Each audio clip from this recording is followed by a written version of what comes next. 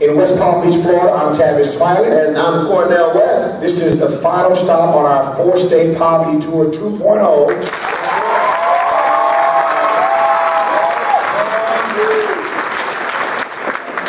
At the Franklin D. Roosevelt Middle School. How fitting is that we closed the poverty tour at the Franklin D. Roosevelt Middle School? Yeah, Roosevelt was concerned about working people and poor people. He was indeed. No, and that's very important because he came from the vanilla side of town, didn't he?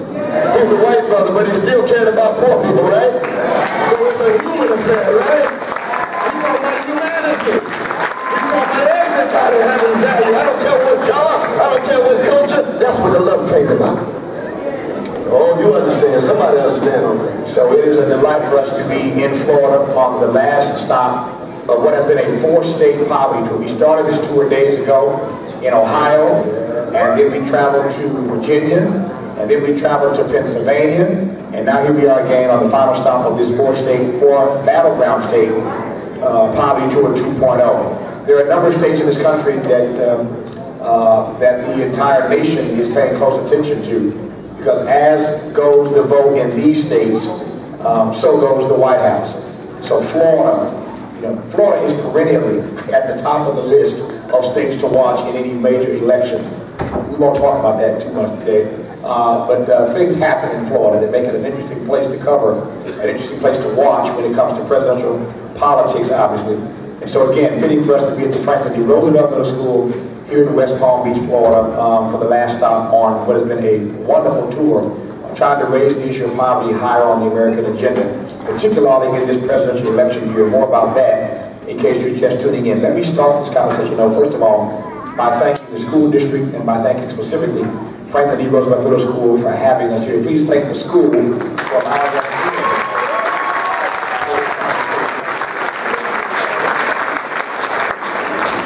And I've got a long list of folk I want to thank here, so let me get all their names out and we can thank them for making this gathering possible. Of course, we want to thank our media partner, WPBI-FM and WXEL-TV. Our community partners, of course, the Ivy Education Foundation, Zeta Tau Mega Chapter of Alpha Kappa Alpha Sorority Inc., the Youth Recreation Association, Education by Johnson, Foster Construction, CRC Denny, Garcia, Barnhart, and Chip, the attorneys at law, and all the local elected officials. Please thank all those persons. Please thank them all.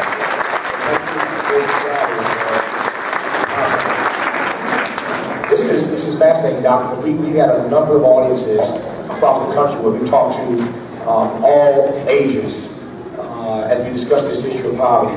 And we're looking out now, since this is radio for some people that can't actually see this, obviously, we're looking out at an audience now of hundreds of young people.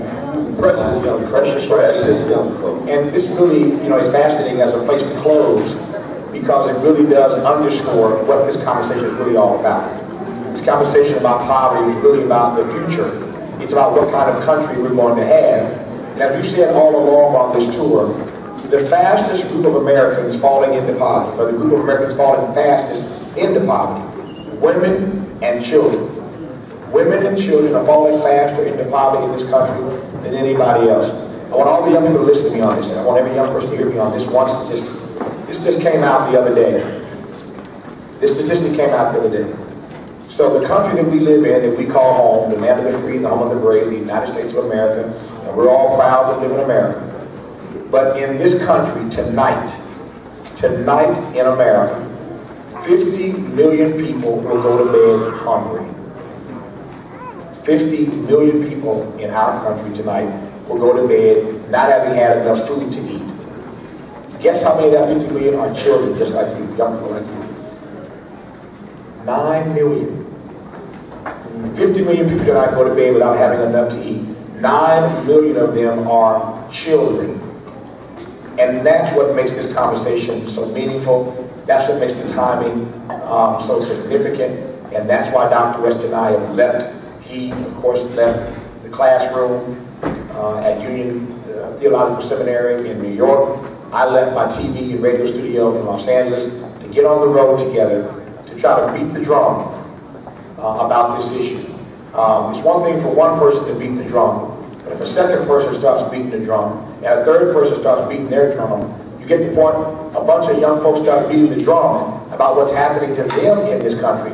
You You can't have that many people beating the drum and somebody not hear the noise, right? So the more folk we can get to beat the drum about this issue across the nation, the sooner we can get elected officials and other leaders to pay closer attention and to make the eradication of poverty in our nation a real priority. I'm also looking at a room full of young people who are mostly African American. So it's not just that the Agriculture Department told us that 9 million of you go to bed hungry every night in this nation. We also learned just this week that poverty in the rest of the country has not gotten that much worse since 2010. Now, we're talking about over 15%. Just over 15% of the nation is in poverty. That's a bad enough number to begin with. But when the numbers came out this week, we discovered that the one community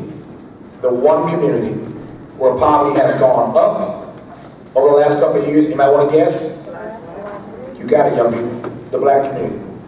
So in places like West Palm Beach, in places where I live, in Crenshaw, South Central, y'all heard of South Central LA? That's where I live. I live in South Central. So I live in a community like this. My office is in a community like this.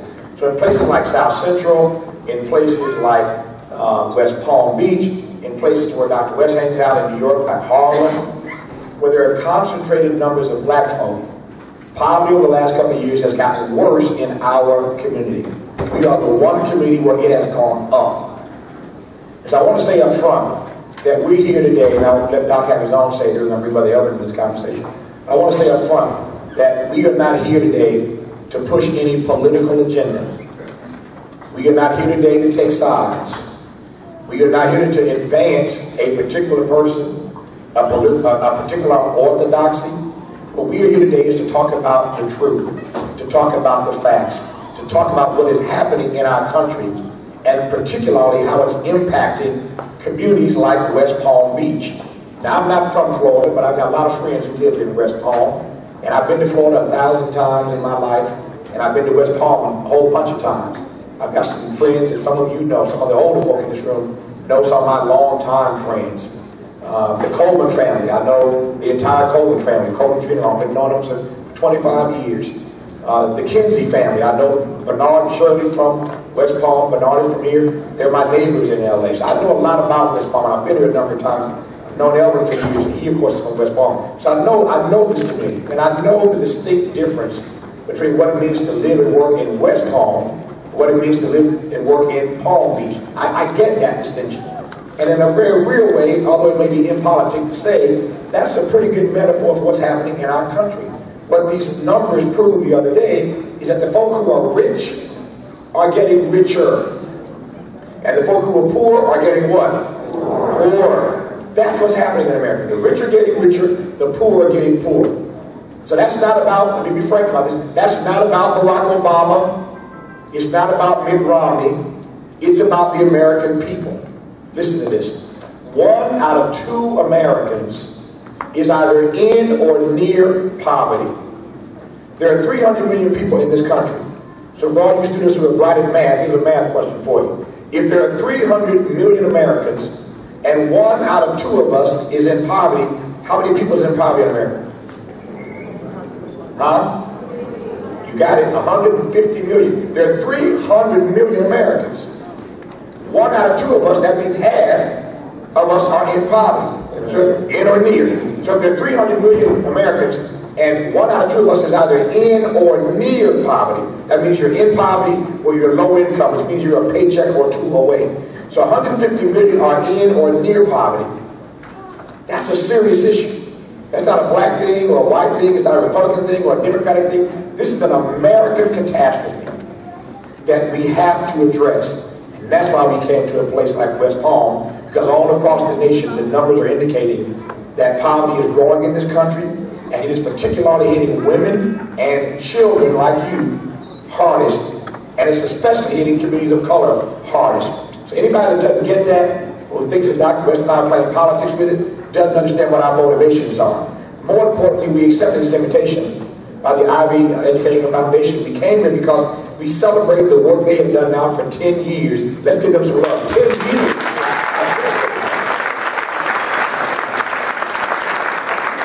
decade of doing this kind of work. That's a long time, Doc, to be putting this kind of energy and effort in to make these young people a priority. And so there's a clear link between education and poverty in this country. There's a very distinct link between education and poverty.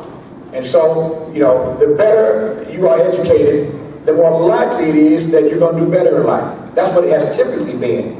Nowadays, the data is even questionable about that. Just because you have a couple of degrees doesn't mean you're going to be well off anymore. Look at all these folks who've been laid off, who have degrees, who've worked for years. So America there's a paradigm shift happening in America. And we have to build a new construct. So we didn't come to West Palm today to play politics. We came here to talk about the truth. Does that make sense? Absolutely, indeed. And especially young folk, I want to say this directly to you. I want to look in your eyes and see your sparkle. You know, your eyes are the windows of your soul. Is that right? And I want you all to know that you come from a great people. That's right. Say that. We come from a great people. And what I mean is, there's the people who respect themselves. When you respect yourself, you have confidence in yourself. How many young folks have confidence in themselves? Raise your hand. You got confidence in yourself. What does that mean? That means that you're willing to deal with any circumstance. And you're able to keep it on the way Curtis Mayfield used to say. Y'all know who Curtis Mayfield is? Go home and listen to some Curtis Mayfield tonight. Keep it on. What is the Negro National Anthem, young people? What's the name of it? Somebody shout it out. Lift every voice. Yes. Lift every. Yeah. Now that means lift every voice. It doesn't mean lift every echo. I don't want young people to be an echo. You know what an echo is? It's like Brother Tavis and I, we go into the studio with Jay-Z, and Lupe Fiasco, and Erykah Badu from Dallas. That's right. And we say we're part of a great tradition, but we see too many echoes among young people. We don't see enough originals, we see too many copies. What does that mean, see too many copies? Young folk want to act like everybody else in order to be accepted, rather than to respect yourself, have confidence in yourself, think for yourself, and therefore run toward the sky. That's what the AKA sisters are about. They love you so that they want you to lift your voice, not your echo. And be an original, not a copy. Is that right, AKA sisters? Is that right? We tell the truth. If my mom was an AKA, because you know how high quality AKA got. What are you talking about? They got an elementary school named after my mama, Irene B. West Elementary School, because she was a teacher and she cared for young people. She cared for her children. So that's the starting point. That's what this tour is all about. And Brother Elder, we're so glad to have you. Thank you, sir. I know we go back to the Urban League, Chief of Staff. Yes. And leader there. You grew up there. I did. For those who may not know me, my name is Elvin Dowling, and I am a product of Roosevelt Junior High School. I graduated from this junior high school 25 years ago, went on to Palm Beach Lakes High School, and then those who are out there, that football stadium that you all play at, every football game I had the privilege of helping to build as student body president 20 years ago, and then I went on to Hampton University in Hampton, Virginia. Student body president in your high school. Didn't go to Hampton. Yes, sir. I was class president starting at Westwood Elementary in the 4th grade. And I was president every year from 4th grade through my junior year of college. Is that right? Yes, sir. What was life? We're talking about poverty now, Elvin, and one of the things, it just occurred to me with the AKA's sponsoring this event today, that I'm sitting between two alphas. I feel Sam, as a cameraman, I feel Sam has been here today. These apples on either side of me. But very quickly, the thing about poverty that is so disturbing for us is that when you go back 50 years ago, in this community or any other community in the country, poverty was run amok then. You recently moved back here to Florida after being in New York for all those years as the chief of staff for the National Urban League.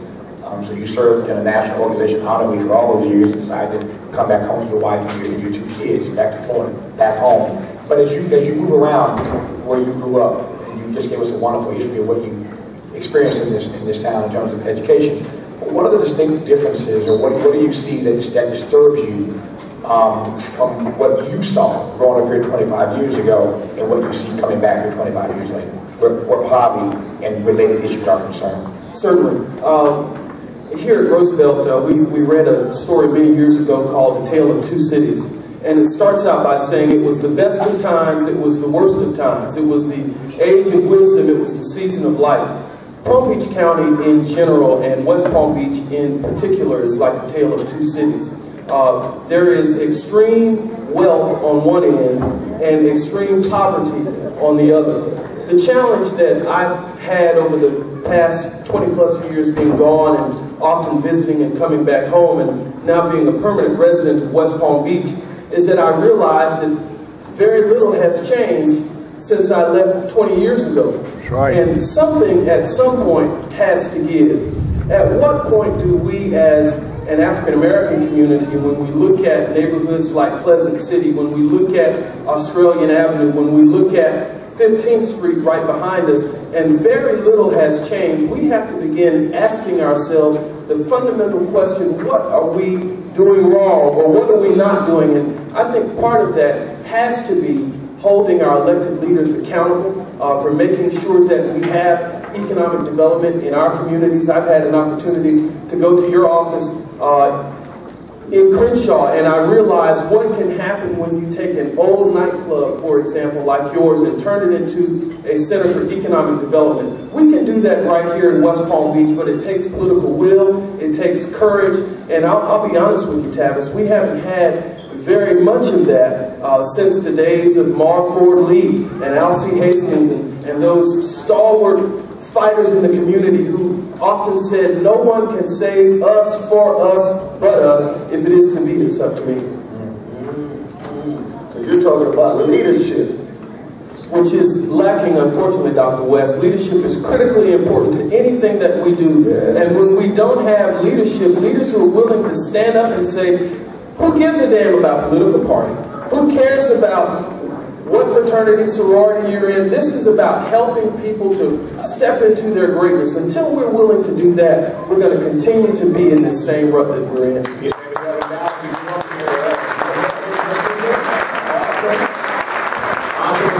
The architect of change. Elvin, good to have you here. Thanks for coming on. We're going to take a short break, about a minute, and reset the stage, and we are going to come back and continue our conversation. We are in West Palm Beach, Florida. This is the final stop on our poverty tour. Having gone to 4 states on this tour,